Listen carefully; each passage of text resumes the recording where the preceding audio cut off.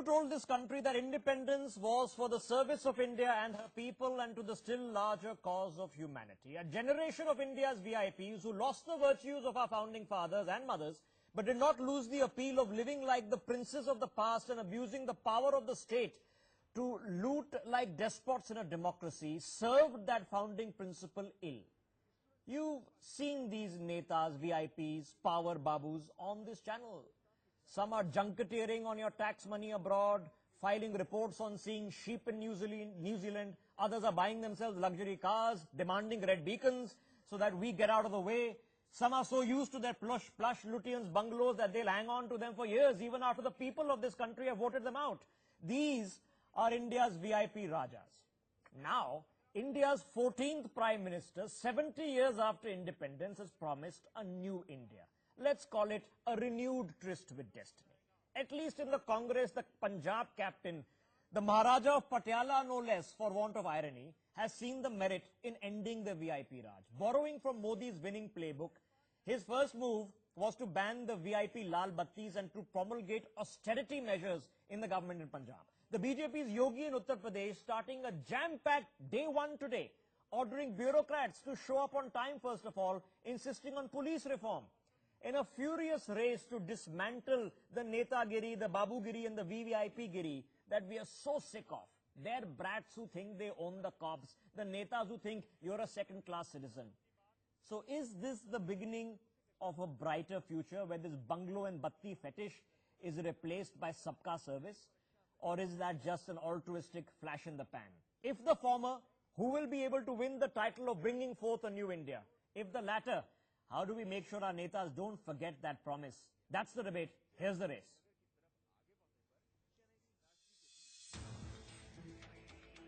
They flex their political muscles. They stop ambulances for VVIPs. And they take psychophancy to new levels. But not anymore. He wants all his mantris to declare their assets. And he has done away with all Lal Battis. Taking a lead from the centre's agenda, newly sworn-in chief ministers are making a push to rid India of the VIP culture. I think it should be emulated everywhere, and that is how democracy should appear, that people belong to democracy. Leaders are representatives, not the kings and the queens. It is a good initiative that that there should be a transparency in the political system. After Amrinder, sources say even Yogi is mulling the ban on Lal Battis for his mantris. मुख्यमंत्री जी ने ये आदेश दिया है तो माननीय मुख्यमंत्री जी के प्रदेश आदेश का खुशी-खुशी अनुपालन होगा। ऐसा कोई आदेश आया है कि लाल बत्ती हटानी है गाड़ियों में से? मुझे कुछ नहीं पता अभी इसके बारे में। But for the opposition, the step is welcome, but not novel. We welcome, but decision has been taken in the first UP cabinet under Yogi Adityanath ji. But this is normal, it's a requirement of law. But not everyone in the BJP seems to agree with banning the Lal Batti. अगर कोई मंत्री अपनी duty पर जा रहा है तो लाल बत्ती भी हो और ट्रैफिक भी रोका जाए। अगर कोई मंत्री किसी मीटिंग में जा रहा है, बहुत जरूरी है तो फ्लाइट भी 5-7 मिनट डिले हो सकती है, क्योंकि एक मीटिंग अगर पोस्टपोन हो गई तो कई डिसीजन 6 महीने के लिए जाते हैं ऊपर। These may be baby steps, but will they end the VIP giri which a new India demands? The Chief Minister of two big states in India have taken the initiative to end the VVIP giri in this country. The question is, will others also follow them? This is Vijayalakshmi with camera person Jaina for NewsX from Delhi. Right, let's open up this conversation. On the broadcast with me, Madhav Nalapa, the editorial director of the Sunday Guardian, Subramaniam Swamy, senior leader in Rajya Sabha, member of parliament from the BJP, Jaiveer Shergill representing the Congress tonight, Vikram Singh, former DGP of UP, with us on the broadcast as well. It is a pleasure, Dr. Swamy, to be having a positive debate on a political subject for a change, where actually two chief ministers recently voted in are trying to outdo each other in dismantling the VIP Raj, in the Lal Battis, trying to promulgate better governance. How do we see this, sir? Is this the first footsteps of a new India? I see this as a succumbing to the pressure of the public that they want their leaders who they have chosen to be more like the electorate rather than some Maharaja of the past. And so if these attempts are being made, we welcome it. There are exceptional cases where one has to make an accommodation. After all, if there is a perceived or intended threat against some persons, like for example, Ms. Sonia Gandhi goes in with 3-4 cars, all of them with lal battis because she's under what is they call as the SPG protection. Those will require actually an amendment of the law. But generally speaking, high courts have already laid down that red light cannot be, the lal batti cannot be used except perhaps they said for ministers. And now we are going one step forward and saying that not even for ministers. In many countries, for instance, I've seen in Israel, the ministers live in apartments. Yes. And some of them even come to office by bus. And in America, I have not seen any of the secretaries of the government who are equivalent of our ministers coming with red light, except for police, nobody has red lights there. And it's happily. So I think this is an international equalization that is taking place. And it's happily going a bit beyond that. We've been putting out statistics on your screen and we'll keep on putting them out. In the 2 years of the Modi government, 1,500 VIP bungalow squatters have been evicted. 1,500. It's not just the red beacons. You have Yogi Adityanath talking about sending circulars to ensure that bureaucrats show up for their offices in time. So when you walk in, they're not on chai break or saab nahi aaye. You had the captain Amrinder Singh in Punjab saying that our first move is going to have austerity measures in the Punjab government. So you don't have the issue, as you saw on your screens, of the convoys of fleets of cars that KCR seems to be buying for himself in Telangana and building up his offices. Jaiveer Shergill is glad that the Congress and its chief minister, its winning chief minister in Punjab, is jumping on to this mandate. Have you recognized it a bit late?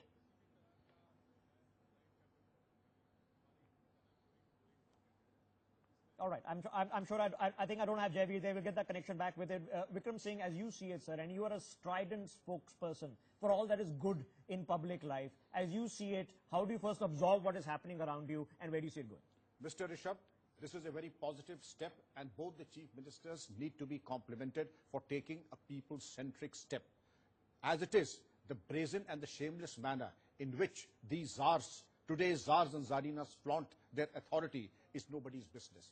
It's a happy thing that now they have become sensitive to the requirements of the people and now are doing things that the people would expect of them to do and remove the last bastion of caste system within the nobility and the commoners. And therefore, reporting in time, punctually into the office, because office work is much more than bridge and golf. And therefore, bridge and golf can come later. Office ethics and office performance come first. Okay, Jaiveer, back with me. Jaiveer, glad to see that it's happening. It's a positive debate, like I said, on a channel for a change on a political story, which has been hard to come by in my years in journalism. Was the Congress, for the want of a question to ask you, late in having this realization that perhaps Narendra Modi nailed 2 or 3 years before you, that this is what the people of India are looking for?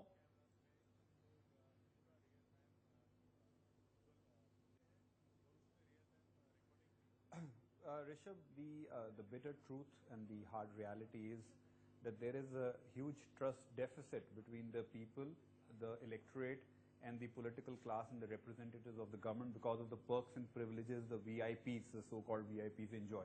Now, the ball was set rolling by none other than the Supreme Court of India on 11th December 2013 regarding reducing or limiting the use of red lights, not only for the political class, for the police and everybody concerned. So I think the ball was set rolling. Today, every political party has realized that the need of our is to fly light, fly without these perks and privileges, because it doesn't inspire much confidence in the electoral. And I think I saw your tag that both the people are out in a race.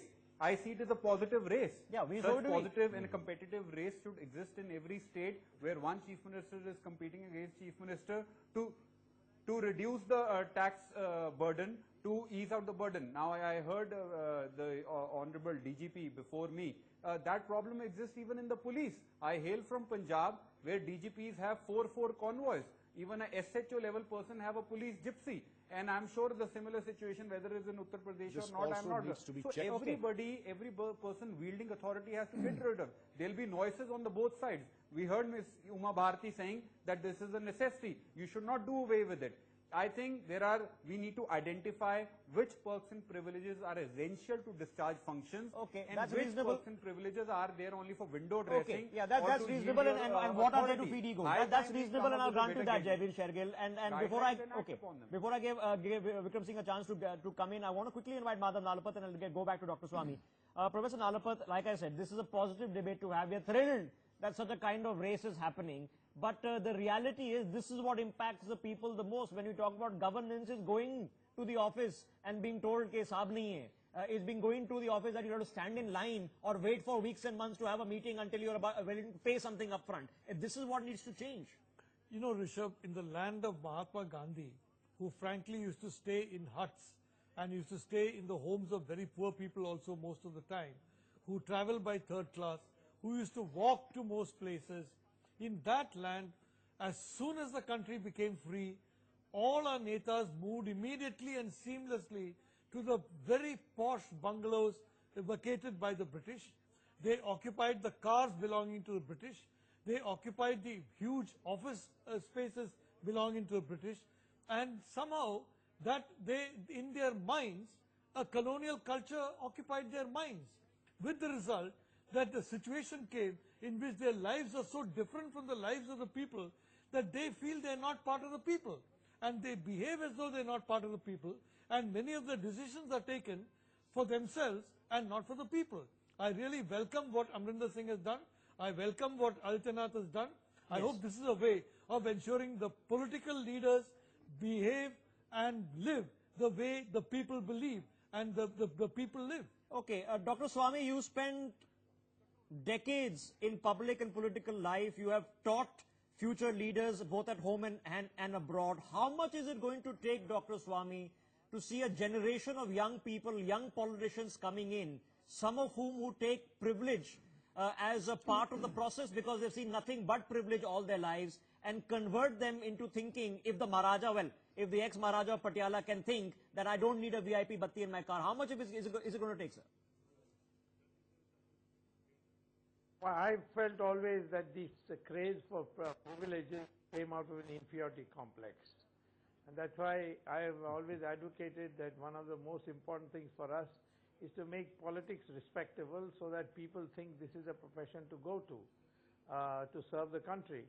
In the United States and Europe, politicians are all very highly qualified. Many of them have been to the best schools and best colleges and have edited magazines, so on. But in our country, the quality of politicians is low because of the fact that we sneer at politics. We think that is infra dig to go into politics, and that only if you fail in other professions, otherwise, therefore, then you can go to politics. Now, so first of all, we need a mindset of a politician who doesn't think that his prestige depends on whether he has a posé accompanying him, a limousine with a red light beeping away. That mentality can only come by upbringing, number one. Number two, some of the extremes we should avoid going. For example, air conditioning it has been proved that if your temperature is 65 degrees Fahrenheit, between 65 and 70, that's the best productivity temperature for a human being. So to say in a hot country to have air conditioning is not something that I would say is a luxury, but it is a way of promoting work. So I think we need now to have a discussion as to what the public really wants and what the public doesn't really want. Well, I'm glad we're having it. I think most of the time the public doesn't want to be pushed around and made to feel slighted after having elected the very people who are slighting them. Okay, we've seen Jaiveer Shergill, and you're a young politician entering public service, Jaiveer. You have the luxury of also being a professional lawyer that pays your bread and butter. But as you enter politics and you see this era of privilege that has gone immediately before you, wasn't there at the very beginning, where you had the richest of Indian political leaders who came from very wealthy, some even feudal families, who gave it all up to serve their country. How do you aspire to this changing dynamic now amongst young people?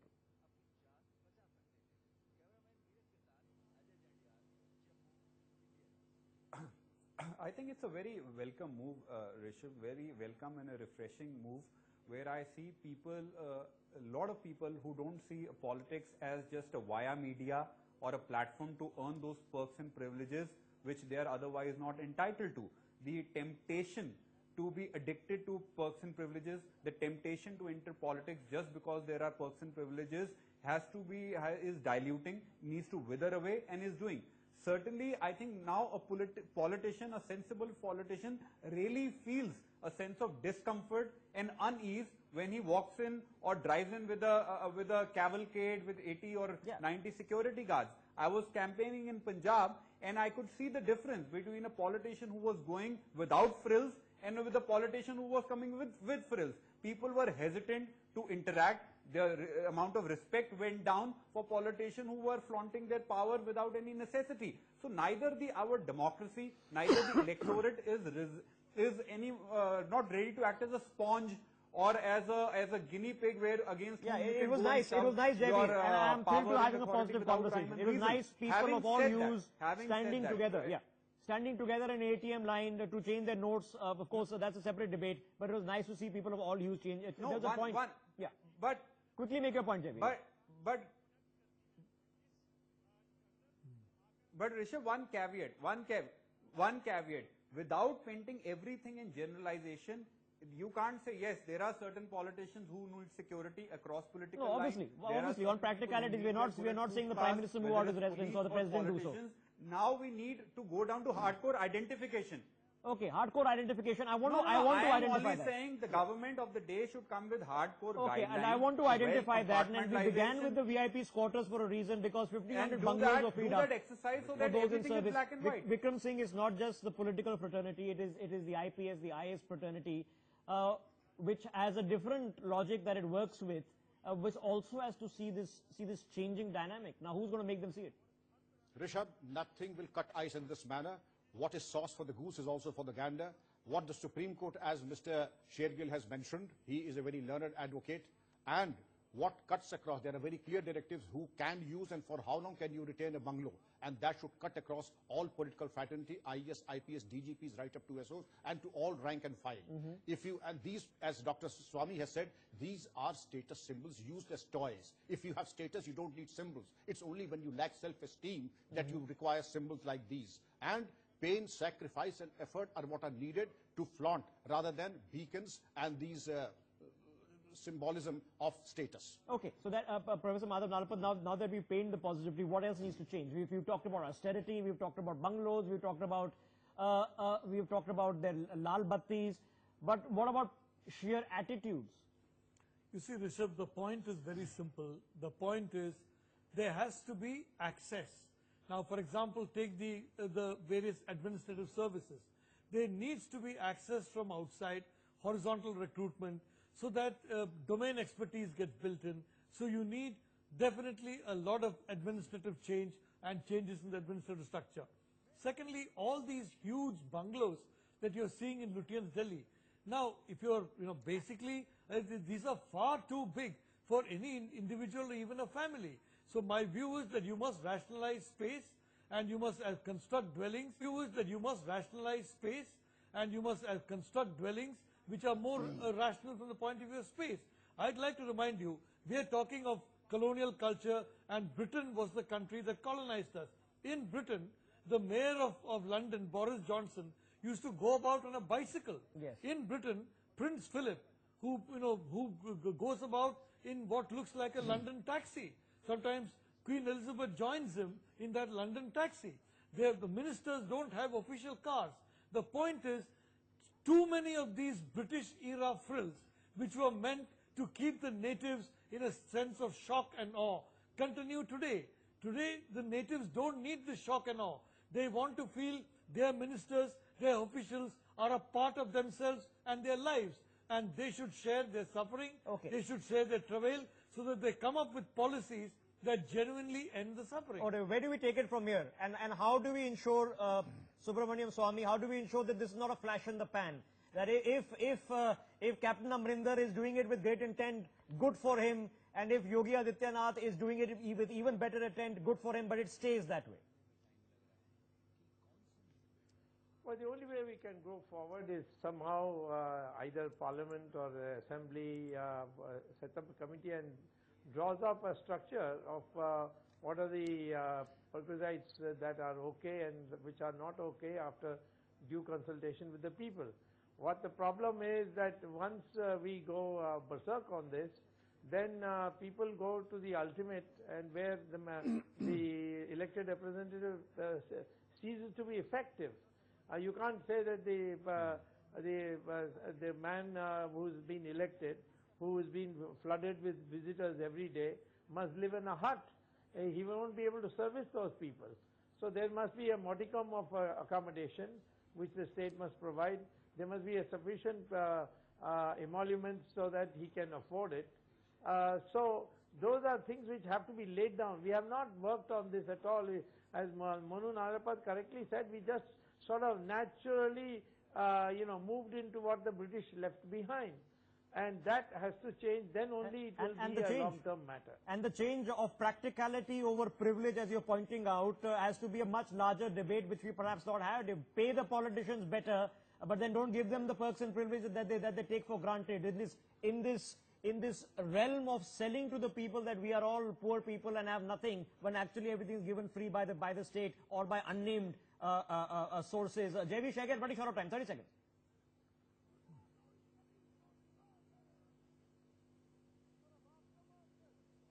Rishabh, two more steps which are a welcome step by Captain Amrinder Singh's government. A, the ban on the foreign travels. Second, no hosting of the state banquets. Yes. Third, which is important, no putting your name on foundation stones, which is the favorite time pass of every politician. The foundation stone will only say, this belongs to taxpayer, it has been constructed with taxpayer money.